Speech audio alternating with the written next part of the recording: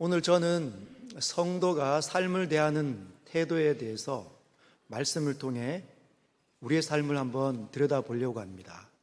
주의 말씀으로 여러분이 어떻게 삶을 대하고 있는지 점검해 보시고 수정하셔서 하나님의 영광을 드러내는 삶 되시길 바랍니다. 여러분, 삶을 잘 살고 계십니까? 여러분에게는 어떤 삶이 지금 펼쳐지고 있습니까?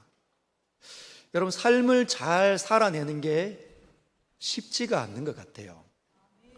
왜냐하면 늘 그 삶이 고정되어 있지 않고 항상 바뀌어 변화되어서 나에게 짠 하고 나타나기 때문입니다. 새로운 환경에 처할 때 여러분은 어떤 모습입니까? 긴장하십니까? 아니면 기대감을 갖고 계십니까? 여러분, 새로운 환경이 펼쳐질 때는 정말 대부분의 사람들이 느끼는 것처럼 낯설고 불편합니다. 이거 내가 할 수 있을까? 긴장하게 마련이고, 긴장감이 일어나면 두려움이 내 삶 속에 나타날 수 있습니다. 그리고 새로운 환경이 펼쳐지지 않고 그 새로운 환경이 나에게 익숙해지면 나는 또 어떻게 대할까요? 익숙한 삶이 펼쳐지면 우리는 금방 매너리즘에 빠집니다. 익숙해지고 새롭지 않기 때문에 지겨워지기 시작하는 거죠. 그러면 요령을 피우게 되고 나태해지기 시작할 수 있습니다. 뿐만 아니라 우리의 삶이 만만치 않은 이유는 수많은 관계 속에 이루어져 있기 때문입니다. 내가 그냥 혼자 사는 게 아니라 다른 사람들과 함께 관계를 맺으며 살아가야 되기 때문에 쉽지 않은 거죠. 남편과 아내가 마음을 맞추는 일, 부모와 자식 간에 소통하는 일 쉽지 않잖아요. 근데 이 가정의 울타리를 넘어서 사회 속으로 들어가 전혀 나와 관계가 없었던 사람들과 함께 관계를 맺는 게 쉽지가 않습니다. 그들의 생각을 읽어내는 게 쉽지가 않는 거죠. 여러분은 그 삶을 어떻게 지탱해내고 있습니까? 피하고 싶습니까? 아니면 하나님과 더불어 해내고 있는 것 같습니까? 오늘 말씀을 비춰서 여러분의 삶을 한번 들여다보시길 바랍니다. 여러분, 바나바와 바울은 비시디아 안디옥에서 첫 번째 선교지에 교회를 세우고 큰 소동을 경험하게 됩니다. 많은 유대인들이 회방을 하는 거죠.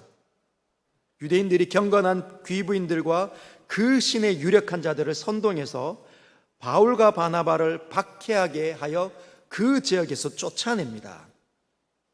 그래서 바나바와 바울이 비시디아 안디옥을 이제 떠나게 되는 거죠.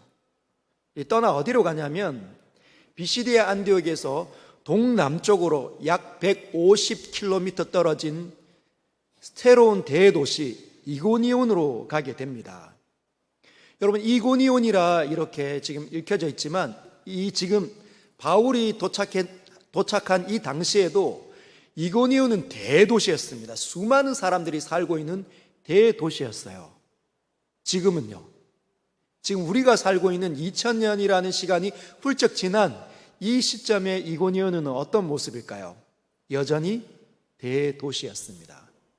일전에 한 15년 가까이 전에 이 이고니온을 선교 여행으로 한번 다녀온 적이 있습니다. 지금도 대도시더라고요. 지금은 이고니온이로 불려지지 않고 코니아나라는 이름으로 불려지고 있습니다. 이들이 지금의 코니아, 이고니온에 도착했을 때 사도 바울과 바나바는 무엇을 했을까요? 새로운 환경이 펼쳐졌습니다. 새로운 낯선 대도시에 도착했습니다. 그들이 한 번도 보지 못했던 낯선 환경 속에 그들은 무엇을 했을까? 한번 본문으로 들어가 보도록 하겠습니다. 사도행전 14장 1절 같이 읽겠습니다. 시작. 이에 니고네온에서 두 사도가 함께 유대인의 회당에 들어가 말하니 유대와 헬라의 허다한 무리가 믿더라. 선교를 이제 다시 감당을 했는데 보면은 유대와 헬라의 허다한 무리가 믿기 시작했습니다. 낯선 환경 속에 그들이 던져졌을 때 그들이 예상하지 못했던 그 결과는 풍성함이었어요. 유대와 헬라의 허다한 무리가 믿더라. 여러분, 어떻게 해서 유대와 헬라의 허다한 무리가 사도 바울의 이 선교의 팀에 이 복음을 받아들이게 되었을까요? 그리고 하나님께서는 이들의 이 모습을 통해 성도가 삶을 대하는 태도는 어떠해야 되는지 우리에게 무엇을 가르쳐 주고 싶어 하실까요? 자, 한번 들여다보도록 하겠습니다. 성도가 삶을 대하는 태도. 첫 번째, 함께라는 겁니다. 함께. 1절에 보면 이렇게 되어져 있죠. 이에 이고네온에서 두 사도가 함께. 새로 낯선 환경이 펼쳐졌을 때 그 두 사람밖에 없잖아요. 선교팀이 마가 요한이 떠나버렸으니까 두 사람이 함께 사역을 감당했다는 겁니다. 하나님께서는 우리에게 삶을 어떻게 대하기를 원하시냐? 함께 하기를 원하신다는 거죠. with, 누군가와 함께. with 말은 나라는 존재가 있다면 나라는 존재 옆에 누군가의 또 다른 존재를 붙여주시는 겁니다. 그 또 다른 존재와 나라는 존재가 함께 같이 그 일들을 감당하기를 원한다는 거죠. 가정에서 남편과 아내로 또는 부모와 자식이, 형제들이 함께 하기를 원한다는 겁니다. 그리고 직장 속에서 상사와 부하 직원이 같이 함께 하기를, 교회 사역 가운데 수많은 성도들이 함께 다양한 이 가치관과 기질을 갖고 있고 재능을 가지고 있는 사람들이 함께 삶을 대할 때 유대와 헬라의 허다한 무리가 믿었던 것 같은 열매를 주신다는 것이죠. 왜 하나님께서는 함께라는 이 삶의 태도를 우리에게 가르쳐 주시고 계실까요? 우리의 이 삶이 어떠하길래 저와 여러분들이 살고 있는 이 사회를 가리켜 많은 학자들이, 전문가들이 부서지기 쉬운 사회라고 말합니다. 참 부서지기 쉽다. 지금 모여있는 것 같은데, 행복한 것 같은데 쉽게 그것이 부서져 버린다는 겁니다. 전문가들이 그렇게 진단하고 있다는 거예요. 너무 잘 산다 하더라도, 교육을 많이 받았다 하더라도 너무나 쉽게 그 관계들이, 그 조직들이 부서져 버린다는 거죠. 그래서 하나님께서 우리에게 함께라는 삶의 태도를 가르쳐 주십니다. 여러분은 얼마나 함께 하십니까? 여러분, 함께 하려면 두 가지 일을 거부를 해야 합니다. 두 가지 삶의 태도를 거부해야 함께 하는 사람이 될 수 있다는 거예요. 첫 번째는 독보적이면 안 된다는 거죠. 함께 하려면 독보적이면 안 됩니다. 독단적으로 내가 무언가 일들을 나 혼자 처리하는 거죠. 남을 무시하고 인정하지 않는 것, 아내를 무시하는 태도는 함께하는 사람의 태도가 아닙니다. 망치는 거죠. 부서지고 있는 겁니다. 남편을 인정하지 않으면 잘하는 10가지가 있는데 잘못하는 것 2가지를 보면서 나머지 10가지에 대해서 행복해하거나 감사하지 않고 2가지를 더 크게 중요하게 부각시키면서 어려워하면 부서져 버린다는 겁니다. 우리는 얼마나 쉽게 마음을 잃습니까? 아무것도 아닌 일로 삐져버리는, 마음을 닫아버리는. 그래서 독단적이면 안 된다는 거예요. 여러분, 독단적이려고 사람들이 한다는 게 문제입니다. 죄의 경향성이 흐르기 때문에 독단적이고 싶어 한다는 거예요. 그게 뭐냐? 내가 내 이 말을 자꾸만 주장해서 상대를 통제하고 싶어 한다는 거죠. 고집을 피웁니다. 나는 이렇게 생각해. 상대가 아무리 얘기해도 나는 이렇게 생각해. 그렇게 무조건 주장하는 거죠. 그걸 독단적이라고 합니다. 그러면 가정이 남편과 아내가 서로 독단적이면 일이 하나도 진행되지 않는 거죠. 그럼 시끌벅적합니다. 그럼 다 부서지게 되어져 있게 되는 거죠. 양육도 되지 않습니다. 아이들을 양육하는데 자꾸만 자기 생각을 주장합니다. 이게 옳다, 저게 옳다. 사람들이 이쪽에서 주장하는 것들을 듣고 와서 막 이야기를 합니다. 여러분, 사람들이 말하는 이 가치관과 진리들은 다 한계가 있다는 걸 꼭 기억하십시오. 사람들이 만들어내는 건 절대적이지 않습니다. 물론 대부분은 그 상황에 맞는 이야기들을 합니다. 장점들이 많기 때문에. 그러나 장점이 많지만 단점이 없는 게 아니에요. 둘 다 똑같은 이야기를 서로 다르게 이야기할 때는 각각의 장단점이 다 존재합니다. 그러면 그걸 종합해서 보완하는 건 어떤가? 그게 지혜라는 거죠. 그래서 독단적이면 함께하지 못합니다. 여러분 가정 가운데 누가 독단적입니까? 내 남편이야. 여러분 마음속에 내 남편이 그렇지라고 떠오르면 여러분 그분이 독단적일 수 있습니다. 내가 독단적이지 않는가? 자기 자신을 돌아보는 거죠. 두 번째, 함께 하려면 독단적이면 안 되고, 두 번째는 방관하면 안 됩니다. 방관하면 그냥 지켜보는 거죠. 그래, 한번 네 하는 대로 해봐라. 어디 잘 되나 보자. 이러면 함께 하지 않는 거예요. 그러면 그 사람이 있는 그곳에는 함께 하지 않기 때문에 부서지는 일들이 일어나는 겁니다. 남들 다 열심히 하는데 뭐 내가 꼭 열심히 할 필요가 있나? 그냥 지켜보는 거죠. 나는 하지 않는 겁니다. 내가 왜 고생하는데? 라고 생각하면 그는 그 공동체를 지금 부서뜨리고 있는 거예요. 여러분, 교회 공동체도 마찬가지입니다. 많은 사람들이 방관하려고 합니다. 방관하려고. 왜? 직접 개입하면 피곤해지니까, 노력을 하고 그리고 희생해야 되니까, 어려워지니까 방관하려고 합니다. 그리고 방관하려고 하는 그 수만 가지 이유들을 찾는 거죠. 나는 지금 바빠. 내가 빠져도 모르겠지 한다는 거죠. 그게 이 사회 전반에 흐르고 있는 문제들입니다.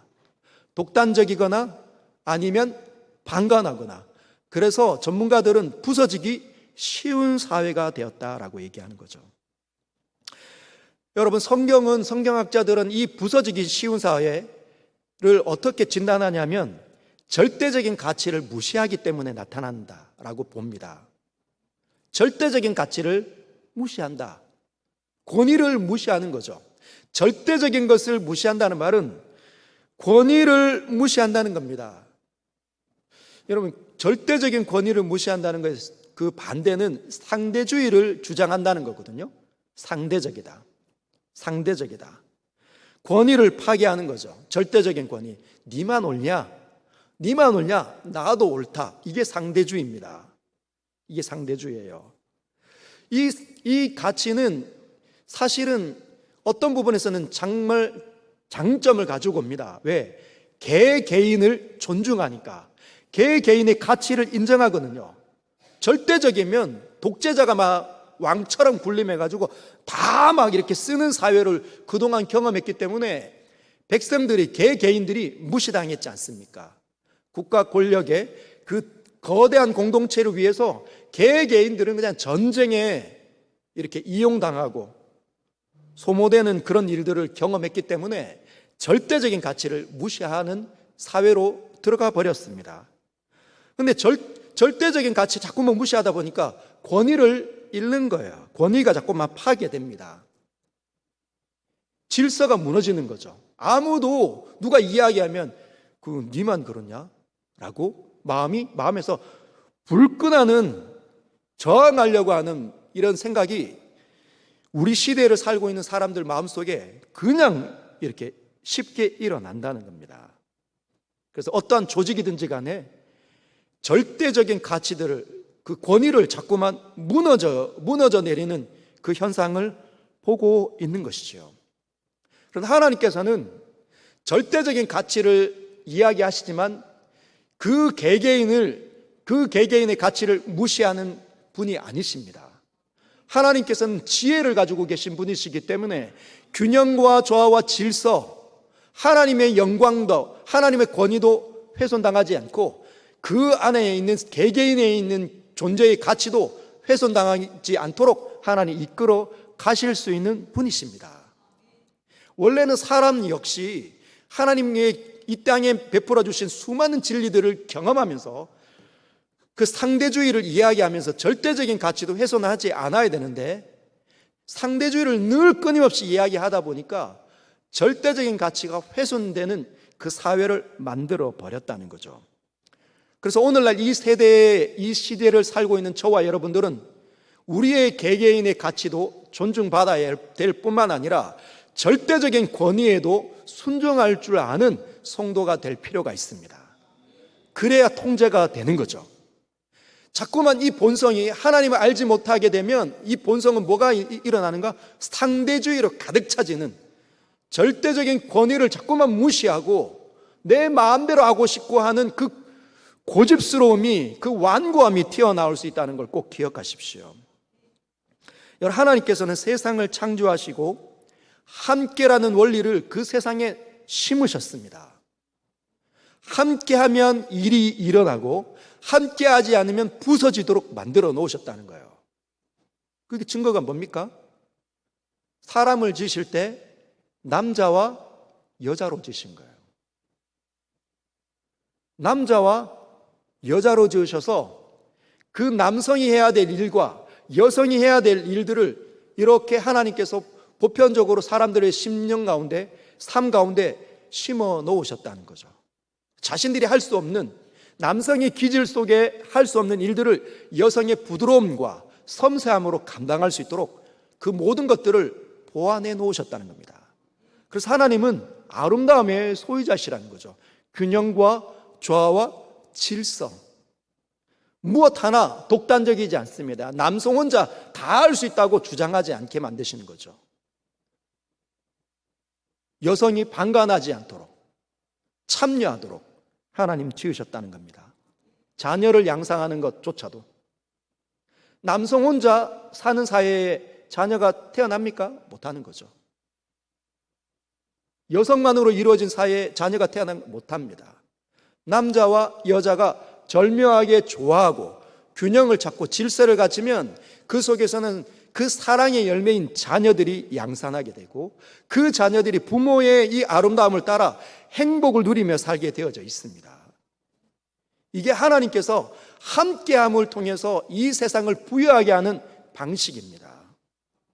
그래서 함께할 때 삶이 지탱해지고 내 힘든 어려움을 누군가가 함께 지탱해 줄 때 그 일들을 감당하게 된다는 거죠.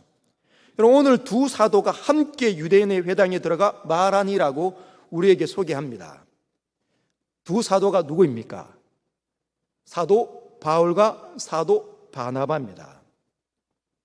여러분, 바나바와 바울 어떤 사람들일까요? 여러분, 바나바에 대해서 우리가 알고 있는 것, 여러분 잘 알고 계시죠? 성품이 아주 탁월한 사람, 성품이 너무 부드러운 사람, 말도 부드럽고 성품이 부드러워서 인상이 착하게 선하게 생긴 사람이에요. 누가 보더라도 이 사람이 인상 너무 좋고 부드럽고 따뜻해서 그 사람과 함께 있으면 마음이 편안한 거죠. 여러분, 이 바나바가 이렇게 많은 학자들이 이 바나바에 대해서 이렇게 이야기합니다. 외모가 출중했다, 잘생겼다는 거예요.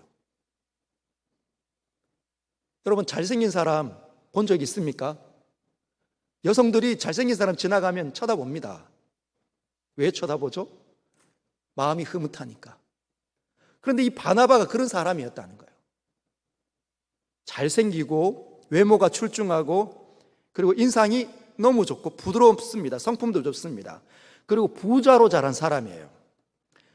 잘생겼는데 부자로 자랐기 때문에 귀티가 쫙 흐르는 거죠.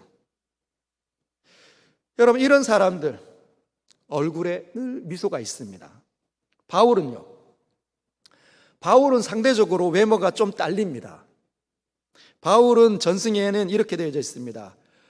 몸이 좀 왜소했고 코가 매부리 코였고 약간 탈모 증세가 있었다.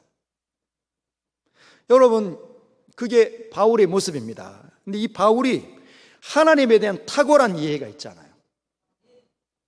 그 누구도 따라올 수 없는 성경에 대한 박식, 성경에 대한 이해, 그리고 그 성경을 자유자재로 사람들에게 전달할 수 있는 수사, 그리고 전달력이 뛰어나다는 거죠. 여러분, 이 두 사람이 서로의 장점이 있고 서로의 단점이 있습니다. 그런데 함께 있다는 거예요. 그 함께 할 때는 뭐가 두 가지가 거부가 된다? 독단적이지 않았고 방관하지 않았다는 겁니다. 여러분, 바나바가 연장자잖아요. 훨씬 더 일찍 믿었습니다. 그리고 바울에게는 바나바는 선생님 또는 멘토 같은 인물입니다. 그런데 어느 순간부터 선교팀 이렇게 진행이 될 때 시간이 흐르면서 바울이 선교팀의 전면에 나서기 시작한 거예요. 사람들이 바나바보다 바울에게 더 집중하기 시작한 겁니다. 그러면 내가 선배고 내가 원래 정말 많은 사람의 인기를 끌던 사람인데 그 많은 사람들의 집중이 누군가에게 옮겨지면 대부분의 사람들에게 뭐가 일어납니까? 시기가 일어나는 거죠. 그러면 방관하기 시작합니다. 어디 한번 네 혼자 잘해봐라, 이런 마음이 들겠죠. 그러나 바나바가 그렇게 하지 않았다는 거예요. 양보하기 시작한 거죠. 서로를 잘 아니까. 여러분, 가정의 남편과 아내가 또는 부모와 자식 간이 이어졌을 때 서로에 대해서 잘 알게 됩니다. 장점이 뭔지, 단점이 뭔지. 마음이 꼭 맞는 사람, 아예 없다고 말할 수는 없지만 그런 사람이 만나기는 정말 하늘의 별따기입니다. 아, 나는 진짜 청생연분이야, 그렇게 말할 수 있는 분 있습니까? 거의 없습니다. 나랑 안 맞는 게 너무 많아. 여러분, 우리의 삶이 수만 가지의 삶이 펼쳐지기 때문에 수만 가지에 대한 이야기들을 할 때 맞는 게 뭐가 그렇게 많겠습니까? 다를 수 있죠. 왜? 다르게 성장했기 때문에, 다른 환경에서 자랐기 때문에, 다른 걸 보고 살아왔기 때문에, 다른 걸 좋아하는 기질을 가지고 있기 때문에, 기호를 갖고 있기 때문에 다를 수밖에 없습니다. 신앙생활도, 자란 교회도 다 달라요. 어떤 교회는 기도 열심히 하는 교회, 어떤 교회는 말씀을 가지고 성경 공부 열심히 하는 교회, 어떤 교회는 예배 열심히 하는 교회, 어떤 교회는 전도에 열심히 하는 교회, 다 특색이 있습니다. 어떤 교회가 뛰어난 교회입니까? 그렇지 않거든요. 그래서 다양한 사람들이 모여가지고 있기 때문에 서로의 장점과 단점을 하나님께서는 보게 하십니다. 그래서 뭘 갖춰야 될까요? 함께하는 원리. 단점 때문에 방관하지 않는 거예요. 내가 상대보다 더 잘난, 강한 그런 은사와 능력을 가지고 있기 때문에, 재능과 실력을 갖고 있기 때문에 무시하지 않는 거죠. 독단적이면 망가지니까, 부서지니까 그렇게 하지 않는 겁니다. 그걸 하나님께서 지금 사도 바울과 바나바의 이 함께함을 통해 우리에게 가르쳐 주고 있다는 거죠. 사랑하는 성도 여러분, 협력하시길 주님의 이름으로 축복합니다. 축복합니다. 시간이 지날수록 협력하실 수 있어야 돼요. 여러분의 감정을 여러분의 것으로 활용할 수 있는 실력을 키우시길 바랍니다. 끌려다니지 마시고 이 감정에, 우리 가정 안에 있는 모든 좋은 것들을 다 그냥 잃어버리는 감정에 끌려다니지 마시고 그 감정을 컨트롤할 수 있는 실력을 키우십시오. 그게 성숙입니다. 그게 성숙이에요. 어린아이들은 못합니다. 어린아이일수록 감정에 치우치잖아요.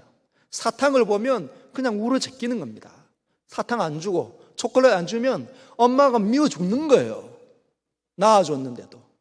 사리 분별이 안 되기 때문에 감정이 그냥 컨트롤 안 되는 거죠. 그러나 성숙해지면 이 마음을 컨트롤할 수 있게 되는데, 오늘날 많은 학자들이, 심리나 상담학자들이 이렇게 사람들을 진단합니다. 이 전 지구에 있는 인구의 80%가 어덜트 키드자. 어덜트 키드. 어른아이라는 거, 어른아이. 몸은 어른인데 자기의 이 마음을 컨트롤하지 못하는 거예요. 아이인 거죠, 아이. 얼굴은 어른인데 시간이 지나면서 훈련되어져 있지 않는 겁니다. 지혜를 갖추지 못하는 거죠. 다루어내지 못하는 겁니다. 그러니까 어덜트 키즈인 거예요. 뭘 남편인 것 같고 아내인 것 같고 부모인 것 같은데, 뭔가 실력자인 것 같은데 사장인 것 같은데 안 되는 거죠. 환경이 일어나고 감정이 컨트롤하지 못하는 상황이 일어나서 그냥 독단적이거나 방관해버리는 그런 사회가 되었다고 말합니다. 여러분은 어떻습니까? 그래서 이 마음을 컨트롤할 수 있어야 돼요. 어덜트 키즈가 아니라 어덜트가 되어야 돼요. 어른이 되어셔야 됩니다. 근데 언제가 되냐? 언제야 함께 할 수 있고 이 마음을 컨트롤할 수 있냐? 우리 자신에게는 안 됩니다. 왜? 우리는 이 땅에 망가진 상태로 태어났기 때문에. 그래서 뭐가 주어질 때 되죠? 은혜가 주어질 때 우리는 그때 되는 거예요. 은혜가 주어질 때 회복이 일어나는 거 아닙니까? 하나님을 만날 때 회복이 되는 거예요. 하나님의 은혜가 전달돼서 우리 안으로 들어와 우리 속에 생명을 주실 때만 우리는 우리 자신을 컨트롤할 수 있게 됩니다. 그래서 이 세상이 하나님께서 지으셨고 오직 하나님의 은혜로만 작동이 된다는 사실을 하나님께서는 은혜를 받은 자들을 통해 교훈하고 싶어 하신다는 것이죠. 여러분, 은혜는 하나님으로부터 오는 겁니다. 할렐루야. 에베소서 1장 3절 이렇게 우리에게 소개하죠. 찬송하리로다 하나님 곧 우리 주 예수 그리스도의 아버지께서 그리스도 안에서 하늘에 속한 모든 신령한 복을 우리에게 주시되. 할렐루야. 하늘에 속한 모든 신령한 복들, 하나님께 속했던 모든 신령한 복을 누구에게?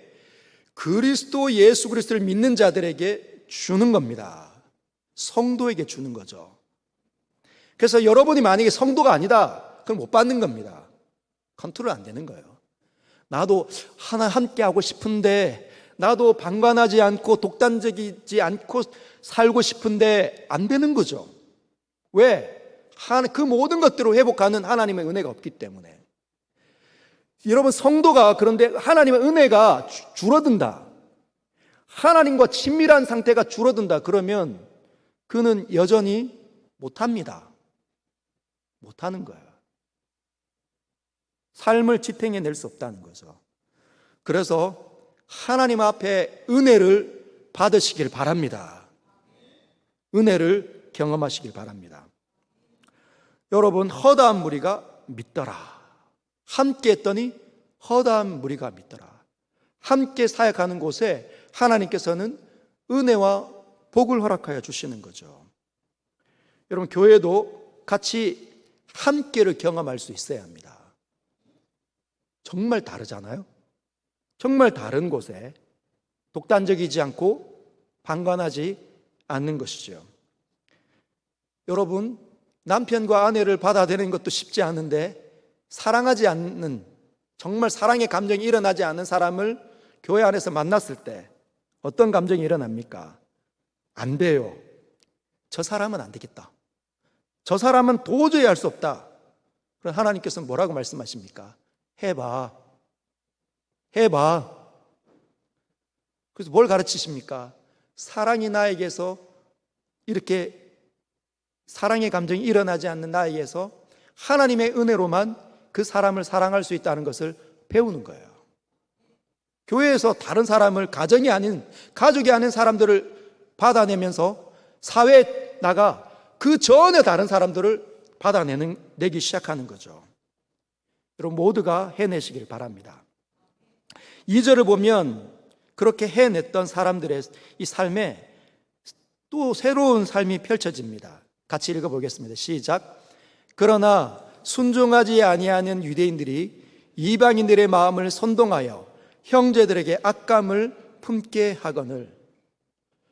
사역의 열매, 삶의 열매가 일어나기 시작했는데 순종하지 않는 유대인들이 이방인들의 마음을 선동해서 그 마음을 잃어버리게 한 거예요. 이런 겁니다. 여기 이방인들의 마음 선동했다. 이 선동하다라는 이 단어가 영어 성경에는 이렇게 되어져 있더라고요. stir up, stir up. 이 stir은 휘젓다 이런 뜻입니다. 휘젓다. 물을 이렇게 휘젓는 거예요. 그게 선동이라고 되어져 있습니다. 우리 한글 개역 개정 성경은 선동하다라고 번역이 됐는데 영어 성경은 휘젓다. 이런 거죠. 유대인들이 이방인들이 그 마음을 휘저은 겁니다. 왜? 이방인들이 하나님께서 계시구나, 바울과 바나바의 이 사역을 통해 마음이 막 쏠리고 있으니까, 정돈되기 시작했으니까, 하나님으로 집중되고 있으니까 그 집중되는 그 마음을 어떻게 한 거예요? 휘저어버린 겁니다. 휘저어버리는 거죠. 마음이 막 쏠리는 막 휘저어버리는 거예요. 여러분, 이 휘저으면 어렵습니다. 어려워집니다. 여러분, 제 큰아이가 어릴 때, 큰아이와 둘째 녀석 둘 다 남자애들이거든요. 이 아이들이 레고 장난감을 만드는 거예요.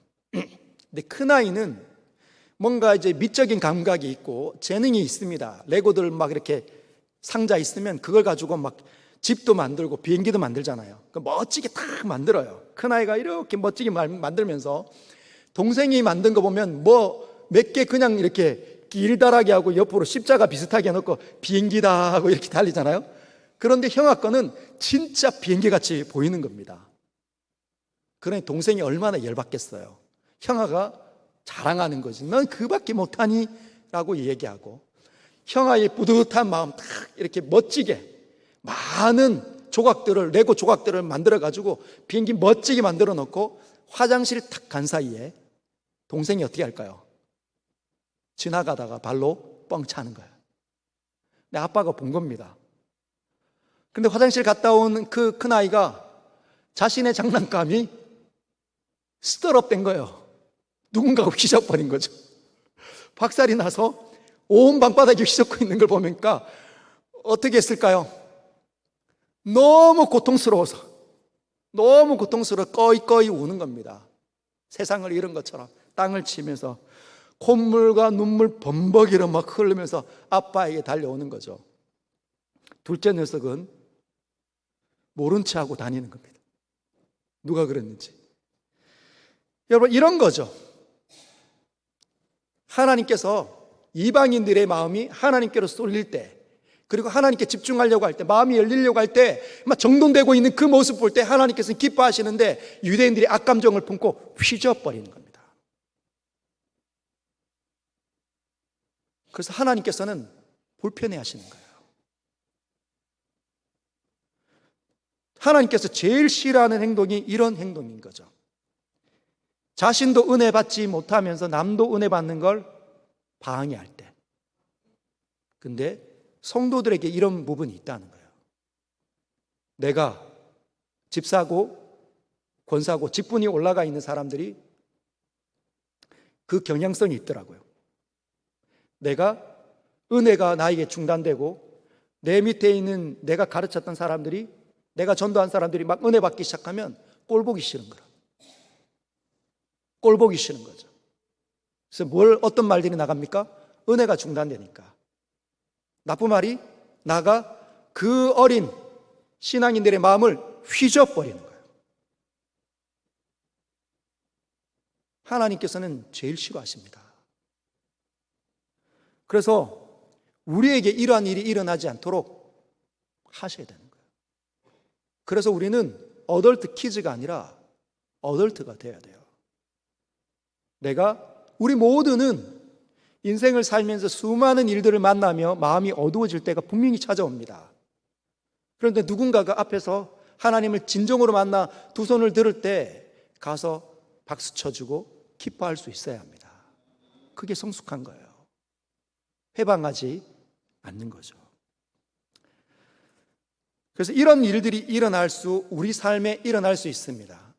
잘 되는 때 나에 대해서 악감정을 품고 와서 휘저버리는 사람들이 일어날 때 우리는 어떻게 해야 할까요?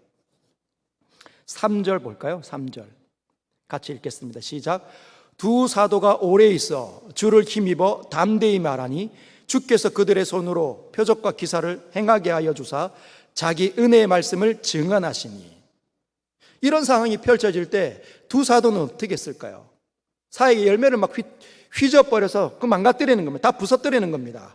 근데 그 사람들이 오래 있어. 두 번째 원리는 오래 있는 겁니다. 첫 번째 원리는 함께 하는 거. 삶을 지탱해낼 때 첫 번째는 함께 하는 것이라면 두 번째는 오래 있는 거예요. 오래 있는 거. 오래 있는 거. 여러분, 오늘날 세대는 아까 말한 것처럼 상대주의 시대입니다. 절대적인 가치를 인정하지 않고 나도 옳다라고 이야기하는 거죠. 개개인의 가치가 막 이렇게 부상한 시대를 우리는 살고 있습니다. 개개인의 가치가 부상했기 때문에 좋은 것 같이 보이지만 개개인들 가치에 집중하는 세상의 원리가 만들어진다는 거죠. 그러면 감각적인 시대가 됩니다. 당신은 존귀한 사람이다. 여기에는 정말 맞기도 하지만 여기에 무언가가 빠지면 절대적인 가치가 훼손당할 수 있는 거죠. 당신은 정말 가치 있는 사람이다. 내가 가치가 있기 때문에 내가 원하는 대로 살아가는 방식이 자꾸 만들어지는 거죠. 그 사람이 뭔가 감각적인 사람이 되기 때문에 상품을 그런 사람들에게 팔려면 어떻게 해야 될까요? 빨리빨리라는 문화가 만들어집니다. 왜? 감각적이니까. 이 사람에게 금방 진리하니까 어떻게 하는 거죠? 새로운 것을 빨리 신제품을 만들어 안겨다 주는 겁니다. 그래서 휴대폰이 요즘에는 좀 덜한데 과거에는 1년에 막 두 번씩 뭐 A사와 B사의 경쟁, 뭐 C사까지 경쟁해가지고 수많은 모양과 어떤 첨단 기능을 가진 휴대폰들이 막 나오는 거예요. 빨리빨리. 여러분, 우리나라는 그 빨리빨리가 굉장히 개발되는 사회입니다. 다른 나라보다도. 대한민국에 살고 있다. 그러면 여기에 있는 사람들 거의 전반이 빨리빨리 문화에 길들여져 있어요. 그걸 어떻게 아느냐? 제가 미국 가보니까 알겠더라고요. 미국 가보니까 미국의 어떤 운전면허를 이렇게 갱신하거나 운전면허 신청을 하려면 그 정부 기관에 갑니다. 가서 신청서를 써요. 그리고 기다립니다. 제 이름을 부를 때까지. 1시간이 지나고 또 1시간 반이 흘러갑니다. 근데 제 이름이 안 불려지는 거죠. 그러면 한국 사람의 마음에는 뭐가 일어날까요? 컴플레인이, 불편이 확 일어납니다. 그리고 자리에서 벌떡 일어나게 돼요. 그래서 앞으로 갑니다. 창구에 가서 나 지금 번호 이건데 아직도 안 됩니까? 라고 묻는 거죠. 근데 누구만 물어요? 한국 사람만 묻습니다. 한국 사람만 묻는다는 거죠. 왜? 그 나라는 그런 문화가 아니에요. 그 나라는 그런 문화가 기다립니다. 아무도 컴플레인 하지 않아요. 1시간, 2시간 사람이 있기 때문에 그냥 내 이름 부를 때까지 기다리는 거죠. 근데 그 문화 속에 이 한국 문화가 가서 이 불만이 일어나서 이야기하면 그 문화에 있는 사람들이 우리를 어떻게 볼까요? 과격한 사람. 과격한 사람. 우리나라에서는 여러분 1시간이 지났다. 관청에 가가지고 뭘 이렇게 신청을 했는데 1시간 지나서 컴플레인 하면 누가 옵니까? 상사가 와서 아이고 죄송합니다. 많이 기다리셨죠? 우리나라랑 전혀 다른 문화라는 거예요. 그래서 이 나라에 살면 이 나라 정신과 국민 정신 또는 시대 정신이 있습니다. 그게 급한 거예요. 급한 거. 그래서 한 번 했던 얘기를 또 하면 저에게 또 하냐. 성도들도 마찬가지입니다. 지난주에 했는 저 설교 같은데 오늘 또 하냐? 지난주에 은혜 받아놓고 저 말씀 너무 은혜스럽다 했는데 이번 주 또 하면 은혜 못 받는 거예요. 또 하냐? 부모님이 똑같은 잔소리 하면 어느 날부터 듣고 싶지 않습니다. 이게 우리 안에 막 이렇게 일어나는 거예요. 그래서 오래 참는다. 우리나라 사람들에게 쉬운 주제가 아닙니다. 쉬운 주제가 아니에요. 빨리빨리 고쳐내고 싶고 빨리빨리 변화하고 싶은 거죠. 그렇다고 해서 변화되면 그걸 받아낼 수 있느냐? 받아내지도 못하면서 쉽지 않은 거죠. 그래서 어려운 상황이 일어날 때 저와 여러분들 이 한국 이 정서가 흐르는 이 시대 정신에 살고 있는 저와 여러분들이 뭘 갖춰야 되냐? 오래 참는 훈련을 하셔야 된다는 거죠. 그래야 삶을 지탱해낼 수 있습니다.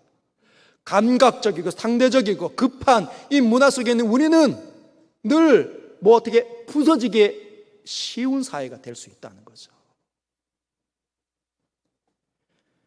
그 다음에 오래 있는 것과 세 번째는 담대함. 한번 따라할까요? 담대하자. 여러분 지금 이 두 사도가 3절에 보면 두 사도가 오래 있어 주를 힘입어 담대히 말하니 왜 담대하게 말했을까요? 그냥 말하면 되는데 담대했다는 말은 용기가 필요한 상황이었다는 겁니다. 즉 일정하게 긴장이 되고 두려움이 그들에게 찾아왔다는 거죠. 우리도 마찬가지입니다. 내가 원하는 삶이 펼쳐지지 않을 때 어떤 일이 일어난다? 긴장감과 두려움이 찾아올 수 있다는 거예요. 긴장하게 되고 두려워버리면 이미 눈이 가려져서 그 상황을 제대로 직면하지 못하고 망칠 수 있습니다. 삶을 지탱해내지 못한다는 거죠. 그래서 필요한 게 뭐냐? 담대해야 됩니다. 용기를 가져야 된다는 거죠. 여러분이 용기 있는 사람입니까? 기질 한번 보십시오. 던져버리고 싶다. 내려놓고 싶다. 그러면 용기 있지 않습니다. 근데 이 용기는 언제 찾아오냐? 네 번째 원리인 이 부분이 나에게 찾아올 때 용기가 있게 되는 거예요. 네 번째는 주를 힘입어입니다. 주를 힘입어. 한번 따라할까? 주를 힘입자. 주를 힘입자. 여러분, 주님을 힘입는 사람이 용기 있게 삽니다. 주님이 보이는 거죠. 나 혼자 살지 않고 이 어려운 상황이 하나님께서 무언가 보여주시고 알려주시기 위해, 교훈하시기 위해, 가르쳐주시기 위해, 성장하기 위해 나에게 주신 하나님의 탁월한 섭리 가운데 주신 것이다 라고 누가 해석할 수 있냐? 주님을 힘있는 사람만 해석할 수 있기 때문에. 그래서 용기가 있는 겁니다.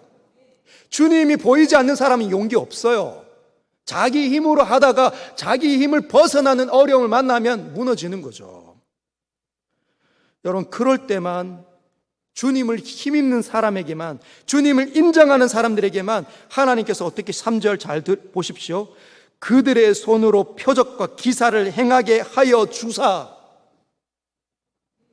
그들의 손으로 표적과 기사를 행하게 하여 주사. 누가? 주님이. 우리 혼자 하려고 하면 안 됩니다. 주님을 힘입어야 된다는 거죠. 그런 일이 일어나시기를 주님의 이름으로 축복합니다. 그랬는데도 4절을 보면 그 시내의 무리가 나뉘어 유대인을 따르는 자도 있고 두 사도를 따르는 자도 있는지라.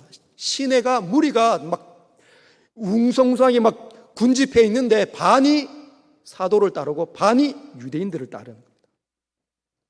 엄청나죠.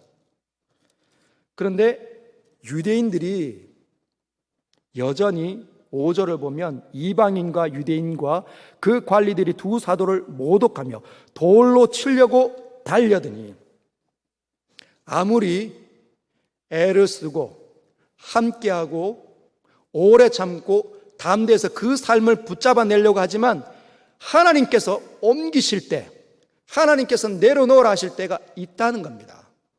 우리 모두가 언제까지 이 일을 붙잡아야 합니까? 직장 속에서 새로운 일을 할 때, 또 다른 환경을 할 때 언제까지입니까? 오래 참고 오래 견디어 담대하게 주를 힘입고 애를 쓸 때도 여전히 상황이 호전되지 않는 그 상황 속에 하나님의 정확한 판단을 주실 때가 온다는 거죠. 그때 이들이 어떻게 합니까? 그 지역을 떠나는 거예요.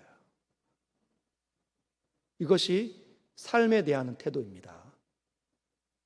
여러분은 어떤 삶을 지금 살고 계십니까? 하나님께서 가르치시는 삶의 원리를 배워 함께하며, 그리고 오래 참으며 담대하며 주를 힘입어서 삶을 지탱해내시고 그 삶 속의 열매를 풍성하게 거두시며 삶을 윤택하게 하시길 주님의 이름으로 축복합니다. 우리 말씀을 기억하면서 우리 삶을 놓고